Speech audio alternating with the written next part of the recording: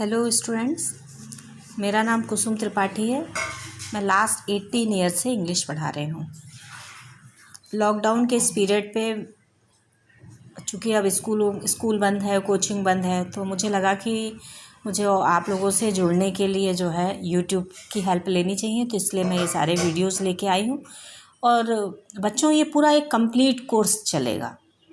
ये course useful है उन स्टूडेंट्स के लिए भी जो स्कूलों में पढ़ रहे हैं, और ये कोर्स है उनके लिए भी बेनिफिशियल है, उनके लिए भी यूज़फुल है जो कंपटीशन की तैयारी कर रहे हैं, क्योंकि हम लोग बहुत ही बेसिक से शुरू कर रहे हैं और आगे चल के जैसे जैसे एक दो वीडियोस और पढ़ेंगे तो इसी में हम फिर बाद में मैं इंक्लूड करूँगी वो कुछ सेंटेंसेस भी जो कंपटीशन में भी आते हैं। तो जो स्टूडेंट्स स्कूलों में पढ़ रहे हैं वो भी देखेंगे कि ये बेसिक्स क्लियर होने से कैसे आप कॉम्पिटिशन्स वाले भी क्वेश्चंस कर लेते हैं। कॉम्पिटिशन्स वाले क्वेश्चंस कोई बहुत बड़े हवा नहीं होते हैं, वो इन्हीं बेसिक्स पे डिपेंड करते हैं।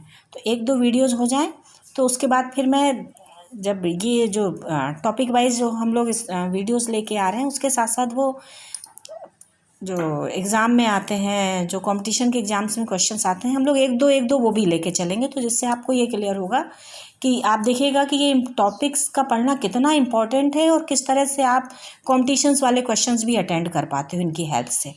ठीक है, तो हम शुरू करते हैं। एक बार फिर से एक रिकैप है ये, हालांकि पढ़ा दिया है लेकिन एक बार फिर से देखिए जिससे कि कुछ भी आपका मिस ना हो, क्योंकि ये कंप्लीट कोर्स है। देखिए, इंग्लिश स्ट्रक्चर, इंग्लिश ग्रामर में जो सबसे बड़ा स्ट्रक्चर होता है वो होता है सेंटेंस का। मतलब सबसे बड़ी चीज़, अगर सबसे बड़ा कोई स्ट्रक्चर है तो वो सेंटेंस है। ठीक है, अब हम कैसे पहचानें कि सेंटेंस क्या है? सेंटेंस का भी आइडेंटिफिकेशन बनना चाहिए हमको। तो बच्चों, सेंटेंस को हम पहचान लेते हैं फुल स्टॉप से। एक फुल स्टॉप जहाँ पे लगता है इसका मतलब है कि वो सेंटेंस है। वो जो सेंटेंस जो आप बिंदी देखते हो, अच्छा हम लोगों ने ये भी देखा है कि कुछ बच्चे कहीं भी फुल स्टॉप लगा देते हैं। बेटा, उस फुल स्टॉप का मतलब है कि आपका सेंटेंस ख़त्म हो गया। तो वो कोई डेकोरेशन की चीज़ नहीं है कि पेन उठाया, पेंसिल उठाया, बस एक छोटी सी बिंदी लगानी है, कहीं पे भी लगा दिए। नहीं, ये गलत बात है। जब सेंटेंस ख़त्म हो जाता है तभी फुल स्टॉप लगता है, यानी फुल स्टॉप लगने का मतलब है कि आपका सेंटेंस ख़त्म। सेंटेंस से छोटा होता है क्लॉज। ठीक है, अभी हम लोग डिटेल में नहीं जाएंगे। क्लॉज को भी बड़ा एक कॉम्प्लिकेटेड और एक थोड़ा सा टफ टॉपिक माना जाता है, लेकिन अभी आप इतना समझो कि क्लॉज में क्या होता है। क्लॉज में अपना सब्जेक्ट अपना वर्ब होता है, यानी एक बड़े से सेंटेंस में जब क्लॉज होता है तो क्लॉज का अपना सब्जेक्ट अपना वर्ब होता है। यानी एक सेंटेंस में कम से कम दो क्लॉज होती हैं, दो सब्जेक्ट दो वर्ब। कई बार सब्जेक्ट एक रहता है लेकिन वर्ब दो होती है। मतलब फाइनल ये है कि दो वर्ब, जितनी वर्ब उतने क्लॉज। आप ऐसे समझो, अगर एक सेंटेंस में केवल एक वर्ब है तो वो केवल एक सेंटेंस है, लेकिन अगर उसमें दो वर्ब आ गई हैं तो इसका मतलब है कि उसमें दो क्लॉज आ चुकी हैं। ठीक है, फुल स्टॉप का मतलब, अगर किसी सेंटेंस में फुल स्टॉप, अगर एक सेंटेंस है उसमें फुल स्टॉप लग गया। ठीक है, अगर उसमें पूरे सेंटेंस में अगर आपको एक ही वर्ब दिख रही है तो इसका मतलब है केवल सेंटेंस है, उसमें किसी भी प्रकार का कोई क्लॉज नहीं आया है।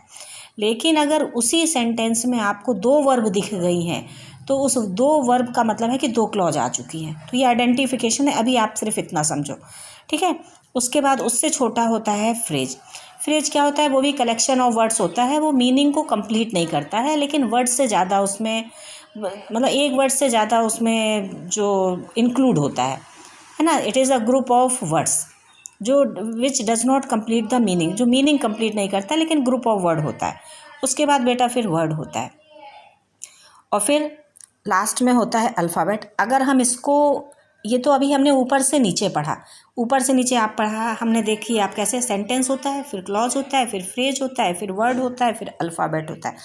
ठीक है, ये ऊपर से नीचे। अब आप नीचे से देखिए, अल्फ़ाबेट आपको दिख रहा है, फिर वर्ड दिख रहा है। अल्फ़ाबेट का मतलब ये आपने नर्सरी में पढ़ा, फिर वर्ड आप यूकेजी में आते हो पढ़ते हो, फिर फ्रेज पढ़ते हो, फिर क्लॉज पढ़ते हो, फिर सेंटेंस पढ़ते हो। ऊपर से नीचे भी आपने देख लिया, नीचे से ऊपर भी देख लिया। तो पूरे इंग्लिश ग्रामर में सिर्फ इन्हीं का गेम है, इन्हीं का खेल है। इसी को आपको समझना है। ये आपके साथ क्लासेस में भी चलते हैं और यही आपके साथ साथ कंपटीशन में भी रहते हैं, इसलिए आप इनको ध्यान से देखिए। मैं फिर से कहती हूँ कि ये जो वीडियो है सिर्फ एकेडमिक के बच्चों के लिए नहीं है, ये उन बच्चों के लिए भी है जो कंपटीशन की तैयारी करते हैं। तो बेटा हम लोग फिर अब नेक्स्ट आते हैं सेंटेंस में।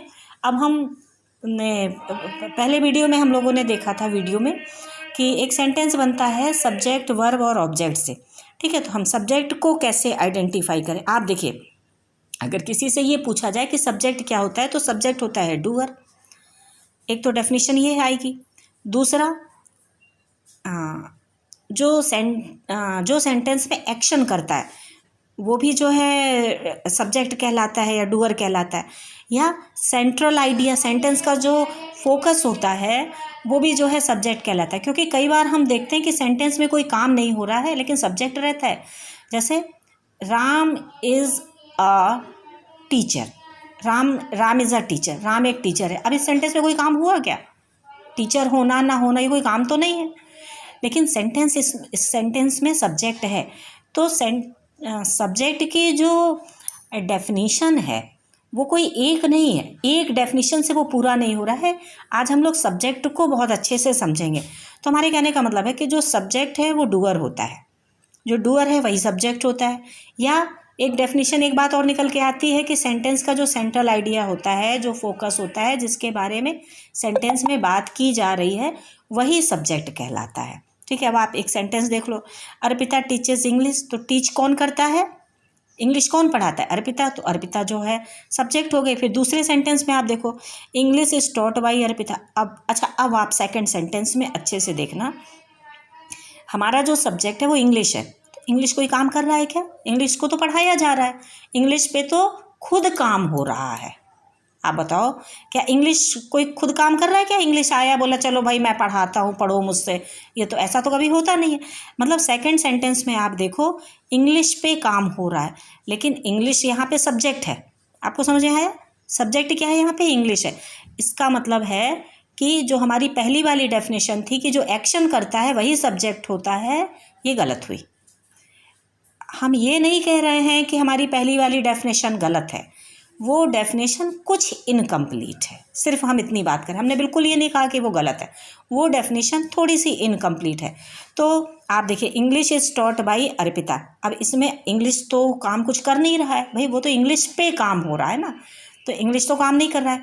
इसलिए जो हमारी पहली वाली डेफिनेशन थी कि जो सब्जेक्ट है वो एक्शन करने वाला व्यक्ति होता है, जो एक्शन करता है वो सब्जेक्ट होता है, ये दूसरे सेंटेंस में आके वो कुछ गड़बड़ हो गई, यानी कि हमारी जो पहली डेफिनेशन थी वो इनकम्प्लीट थी। अब तीसरा देखो, अर्पिता इज़ अ टीचर। फिर वही बात आई, अर्पिता इज़ अ टीचर। इस सेंटेंस में अर्पिता क्या काम कर रही है? टीचर होना कोई काम है क्या? कोई काम करना है क्या? नहीं, ये एक व्यक्ति के बारे में बात की जा रही है, ये सेंट्रल आइडिया, यानी लेकिन ये अर्पिता सब्जेक्ट है, यानी अर्पिता फोकस ऑफ सेंटेंस है, सेंट्रल आइडिया ऑफ सेंटेंस है। तो इस तरह से हमारी जो ये वाली डेफिनेशन थी वो भी पूरी हो रही है। लेकिन अभी भी हमारी जो डेफिनेशन है सब्जेक्ट को आइडेंटिफाई करने की, वो अच्छे से पूरी नहीं हुई, मतलब एक कंप्लीट जिसको डेफिनेशन कहते हैं वो नहीं मिली। अब आप आगे देखो, जो हम लोगों ने अब तक ऊपर के जो 3 सेंटेंसेस पढ़े उससे कुछ चीज़ें समझ में आई। पहली बात कि सब्जेक्ट इज़ डूअर या डूअर इज़ सब्जेक्ट। क्लियर? एक तो डेफिनेशन सब्जेक्ट की आइडेंटिफिकेशन को लेके ये आई। दूसरी आई, द फोकस ऑफ सेंटेंस वो सब्जेक्ट होता है। लेकिन आपको ये ध्यान रखना है, ऊपर के दोनों सेंटेंसेस में ऐसा केवल एक्टिव वॉइस में होता है। अभी हम वॉइस नहीं पढ़ रहे हैं, बिल्कुल भी वॉइस की चर्चा हम लोग नहीं कर रहे हैं, लेकिन वॉइस आपने कभी ना कभी उनका नाम सुना होगा। इसलिए चूँकि अब मैं टीचर हूँ, आप मेरी बात मानिए कि एक्टिव वॉइस में जो हम लोगों ने जो दो हम लोगों ने डेफिनेशन दी थी, ये अप्लाई ज़रूर होती है, लेकिन ये एक्टिव वॉइस में अप्लाई होती है। ठीक है? अब तीसरा देखो, तीसरा है receiver is subject in passive voice. Passive voice में जो रिसीवर होता है, जिस पर काम किया जाता है, वो सब्जेक्ट बनता है। तो हमारी सब्जेक्ट की डेफिनेशन जाके अब पूरी हुई, यानी एक्टिव वॉइस में सब्जेक्ट को आइडेंटिफाई हम एक दूसरे तरीके से करते हैं और पैसिव वॉइस में दूसरे तरीके से करते हैं। ये कंप्लीट आइडेंटिफिकेशन, ये कंप्लीट डेफिनेशन है एक सब्जेक्ट को आइडेंटिफाई करने की। तो एक केवल जो स्टार्टिंग में कि सब्जेक्ट जो सब्जेक्ट होता है वो डूअर होता है, जो या फिर जो डूअर है वो सब्जेक्ट होता है, जो सेंट्रल आइडिया ऑफ सेंटेंस होता है वही सब्जेक्ट होता है, ये गलत नहीं है, लेकिन पूरा नहीं है, कंप्लीट नहीं है।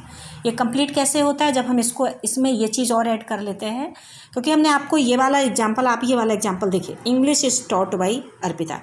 भाई इंग्लिश क्या काम कर रहा है, इंग्लिश थोड़ी काम करता है, इंग्लिश पर काम किया जाता है। तो ये जो सेंटेंस है हमारा, ये पैसिव वॉइस में है। तो इसका मतलब है कि पैसिव वॉइस में जो सब्जेक्ट का काम करता है वो रिसीवर खुद काम करता है।